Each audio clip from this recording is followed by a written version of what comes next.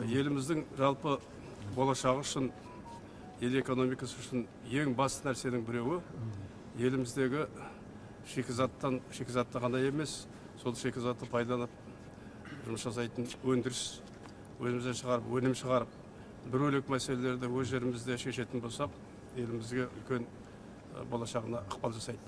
Міне әрбір өздеріңіз секілді ашылған мекеме ол еліміздің болашағына тікелей көмек жасап жатқан жасап жатыр деп айтуға болады.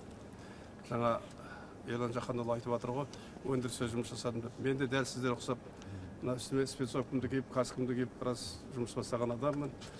Бұрғылаушының көмекшісінен, бұрғылаушыдан бастап министрге дейінгі жолдан өткен адаммын мен. 36 жыл мұнай газ саласында жұмыс жасадым. Өздеріңіз сияқты осылай талай адамдар коллективпен бірге жүрдік.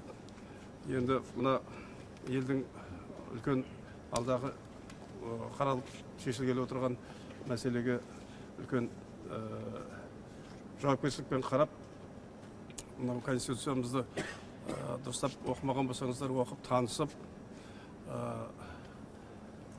референдум өтпестен бұрын, референдумға бармастан бұрын түсінік алып барыңыздар деп ақыл берем. Бір алдыменен.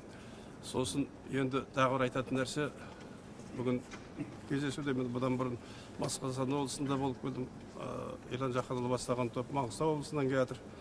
Біз барлық жерде кездескенде айтатынымыз, мынау конституциямыз біздің еліміздің болашағы үшін жасалатын, осы ең алдымен болашақ сіздердікі тұрған жастар жасалып жатырған ең басты құжатымыз, ата заңымыз.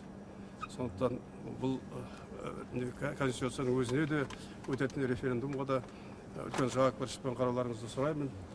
Алдағы өтетін референдумға бір ауыздан өздерінің шешімдеріңізді беріп, дауыс беріп, айналаңыздағы адамдарға ықпал жасайды деп сенемін.